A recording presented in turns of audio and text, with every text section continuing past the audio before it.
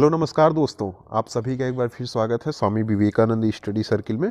महत्वपूर्ण प्रश्न आ सकते हैं उसके बारे में चर्चा कर रहे हैं।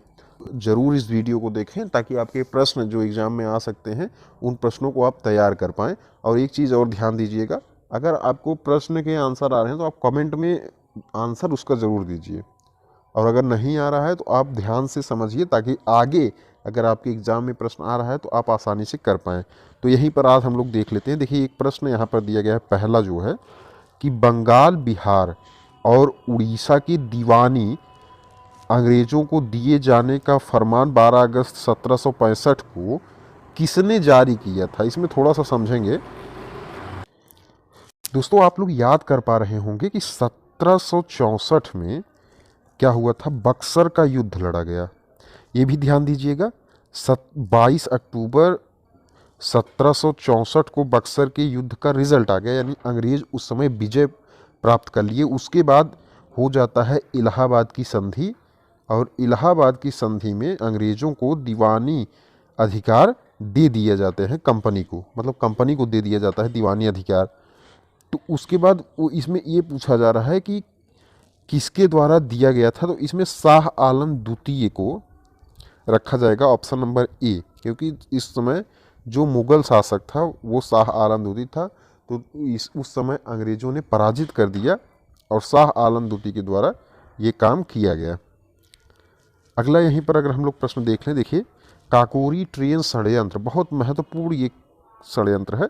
इसका नाम अब चेंज कर दिया गया है। पहले काकोरी ट्रेन डकैती के नाम से आता था प्रश्न, लेकिन अब षड्यंत्र के नाम से आता है, तो नाम भी चेंज कर दिया गया है। 1925 में किसके द्वारा आयोजित किया गया था, तो काकोरी ट्रेन डकैती जो हुई थी लखनऊ में हुई थी। यहाँ पर ध्यान देना है, इसमें दोस्तों शामिल कौन कौन लोग थे। एक तो इसमें राम प्रसाद बिस्मिल थे, काकोरी ट्रेन में षड्यंत्र में राम प्रसाद बिस्मिल। दूसरा अगर यहीं पर हम लोग बात कर लें तो रोशन सिंह, राजेंद्र लाहिड़ी और अशफाक उल्ला खां, ये लोग शामिल थे। इन लोगों को फांसी दे दी गई थी। इसमें एक व्यक्ति और शामिल थे, चंद्रशेखर आज़ाद, लेकिन वो किसी तरह निकल गए यहाँ से, उनको पुलिस पकड़ नहीं पाई चंद्रशेखर आज़ाद को। तो ये 5 लोगों ने इस षड्यंत्र को अंजाम दिया था, और ये संबंधित थे किससे, HRA से, यानी हिंदुस्तान रिपब्लिकन एसोसिएशन। सीधा यहाँ पर ऑप्शन नंबर डी सही हो जाएगा। इसी से संबंधित थे, हिंदुस्तान रिपब्लिकन एसोसिएशन, जिसमें 4 लोगों को फांसी दे दी गई थी, लेकिन चंद्रशेखर आज़ाद को पकड़ा नहीं जा सका, तो उनको फांसी नहीं हुई थी। अगले प्रश्न को यहीं पर देख लें अगर हम। साथियों, एक चीज़ ध्यान दीजिएगा, जो भी हमारे मित्र पहली बार चैनल पर हैं, चैनल को सब्सक्राइब जरूर कर लीजिए साथियों, ताकि आपको हर वीडियो जो है वो प्राप्त हो सके और आप अपनी तैयारी को बेहतर कर पाएँ।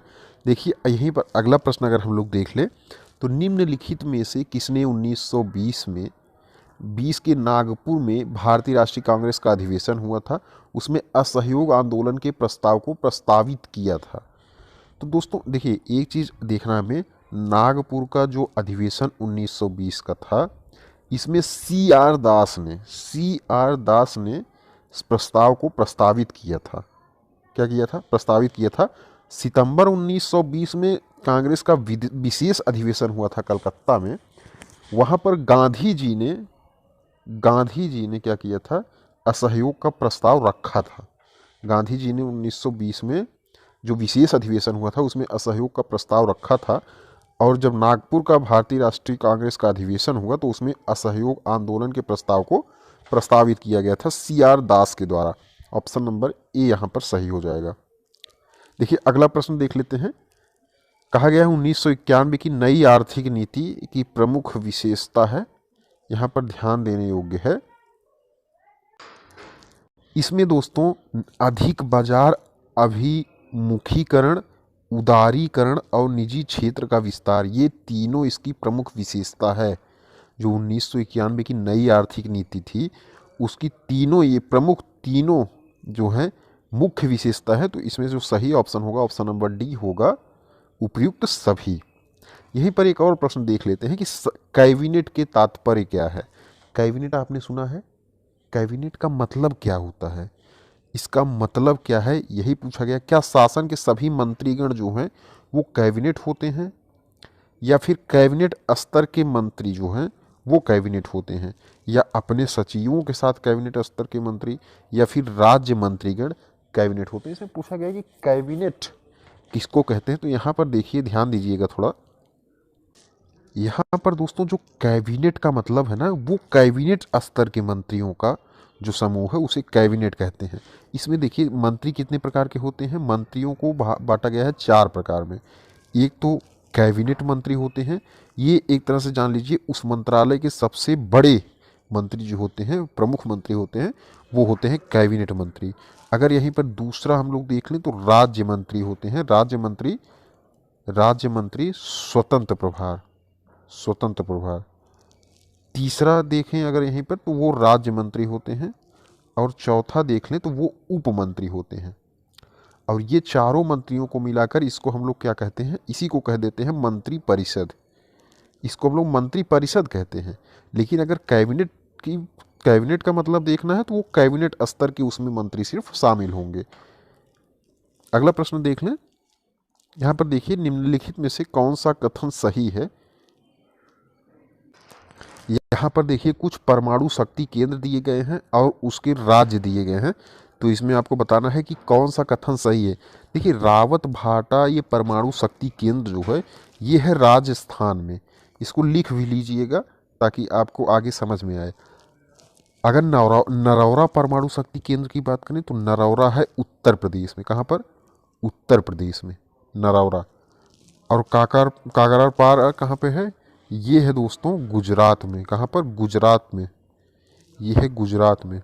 यहीं पे साथ ही साथ अगर और हम लोग देख लें तो ट्राम्बे, ट्राम्बे नोट कर लीजिएगा। ट्राम्बे, ट्राम्बे ये कहाँ पर है?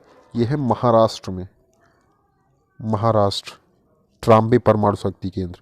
अगर यहीं पर एक और नोट करवा दें तो कैगा नोट कर लीजिएगा। कैगा परमाणु केंद्र, परमाणु शक्ति केंद्र, इसको नोट कर लीजिएगा कि ये है कर्नाटक में। और कलपक्कम बहुत महत्वपूर्ण है, ये कलपक्कम परमाणु शक्ति केंद्र ये कहाँ पर है? ये है तमिलनाडु में। कहाँ पर? तमिलनाडु पर।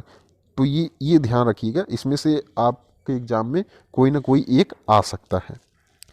यहीं पर अगला प्रश्न देख लें, कॉन्सेप्चुअल क्वेश्चन, कि भारतीय संविधान का सबसे बड़ी एकांकी स्रोत यानी भारतीय संविधान जो है कहाँ से ज़्यादा प्रभावित है? ब्रिटिश संविधान से, अमेरिकी संविधान से, गवर्नमेंट ऑफ इंडिया एक्ट 1919 से, या फिर गवर्नमेंट ऑफ इंडिया एक्ट 1935 से? तो दोस्तों जो भारतीय संविधान है अगर उसको हम लोग बताएं कि सबसे ज़्यादा उसका स्रोत कहाँ से है, सबसे ज़्यादा प्रभावित कहाँ से है, तो वो है दोस्तों गवर्नमेंट ऑफ इंडिया एक्ट 1935 से। इस अधिनियम से, इस एक्ट से बहुत सारे अनुच्छेद सेम टू सेम ले लिए गए हैं, या फिर कुछ उसमें शब्दों का परिवर्तन करके उन अधिनियम उन जो है एक्ट के माध्यम से अनुच्छेदों को, धाराओं को ले लिया गया है डायरेक्ट। तो सबसे ज़्यादा प्रभावित जो है वो गवर्नमेंट ऑफ इंडिया एक्ट 1935 से है। इसको ध्यान रखिएगा। अगर यहीं पर हम लोग बात कर लें कि संविधान की किस अनुसूची में केंद्र और राज्य के मध्य शक्तियों का विभाजन है, तो केंद्र और राज्य के मध्य शक्तियों का विभाजन है 7वीं अनुसूची में। आपको पता है कि कितनी प्रकार की सूचियां हैं। एक तो राज्य सूची है, यानी इसमें राज्य सूची के विषय, राज्य के जो विषय आते हैं जिस पर राज्य कानून बनाएगा वो राज्य सूची में है। दूसरा संघ सूची है, इस पर केंद्र सरकार कानून बना सकती है। तीसरे है समवर्ती सूची, इस पर केंद्र और राज्य दोनों कानून बना सकते हैं। तो ये है 7वीं अनुसूची में केंद्र और राज्य की शक्तियों का बंटवारा किया गया है। अगला प्रश्न यहीं पर देख लें कि निम्नलिखित में से अधिक जलन कौन पैदा करता है? अगर आप उबलती पानी में हाथ डाल दीजिए, या भाप आपको लग जाए, या गर्म हवा लग जाए, या सूर्य की किरणें, तो किससे अधिक जलन महसूस होगी? ये प्रश्न पूछा गया है। दोस्तों ये प्रश्न है गुप्त ऊष्मा से संबंधित। जिसमें गुप्त ऊष्मा ज़्यादा होगा उससे जलन ज़्यादा होगी। तो ये भाप से होता है। किससे? भाप से। उबलते पानी की अपेक्षा भाप में गुप्त ऊष्मा ज़्यादा होता है। उतना ना गर्म हवा में होता है, ना सूर्य की किरण में होता है। अगर हम भाप की बात करें तो भाप में 540 कैलोरी प्रति ग्राम होता है यहाँ पर गुप्त ऊष्मा। तो भाप जो है वो सही ऑप्शन यहाँ पर हो जाएगा। अगला प्रश्न यहीं पर देख लें, तो भारत सरकार द्वारा दिया जाने वाला तृतीय उच्चतम पुरस्कार कौन सा है? देखिए, पद्म श्री, पद्म विभूषण, पद्म भूषण, भारत रत्न। अगर हम लोग बात करें सर्वोच्च नागरिक पुरस्कार कौन सा है, तो वो है भारत रत्न, सबसे नंबर 1 पे आता है पहला। दूसरा अगर हम लोग यहीं पर बात कर लें तो वो है पद्म विभूषण। कौन सा? पद्म विभूषण। और तीसरा बात कर लें तो वो है पद्म भूषण। और चौथे नंबर पर है पद्म श्री। तो यहाँ पर सही ऑप्शन कौन सा होगा? सही ऑप्शन सीधे आप यहाँ पर देख लीजिए, पद्म भूषण होगा, ये सी वाला पद्म भूषण। पहले नंबर पर भारत रत्न, दूसरे नंबर पर पद्म विभूषण, तीसरे नंबर पर पद्म भूषण होगा। अगला प्रश्न यहीं पर देखें कि निम्नलिखित में से किसको भारत के पारिस्थितिकी तप्त स्थल कहा जाता है? देखिए, हॉट स्पॉट कौन सा है? तो यहाँ पर ध्यान दीजिए, ये पश्चिमी घाट जो है, जो आपने देखा होगा, ये पश्चिमी घाट, ये वाला भारत का तप्त स्थल है, हॉट स्पॉट है। तो इसमें दिए ऑप्शन में सही हो जाएगा ऑप्शन नंबर ए यहाँ पर सीधा। तो दोस्तों, आज के जो महत्वपूर्ण प्रश्न थे उसके बारे में हम लोगों ने डिस्कस किया। आप लोग देखिए आप कितने प्रश्न कर पा रहे हैं और कितने नए प्रश्न आपको प्राप्त हो रहे हैं। और जो भी हमारे मित्र पहली बार चैनल पर हैं तो चैनल को सब्सक्राइब कर दें। और एक चीज़ और, आप लोग दोस्तों जो ऑल द विज़न यहाँ पर एपिसोड चलता है उसको भी ज्वाइन करिए। उसमें हम लोग विशेष विषय पर डिस्कस करते हैं, किसी मुद्दे पर डिस्कस किया जाता है, तो उसको आप देखिए और समझिए।